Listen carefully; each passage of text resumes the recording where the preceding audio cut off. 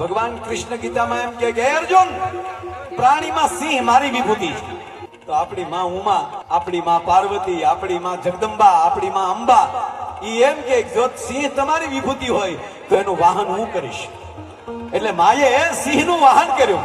એટલું નહીં, પાછા અર્જુનને કહે છે કે અર્જુન, જળચર પ્રાણીમાં મગર મારી વિભૂતિ છે. મગર, જો કે તમારે વડોદરા વાળાને કે મગર નો પરિચય દેવાનો હોય નહીં, અહીંયા તો હેરીએ કારક.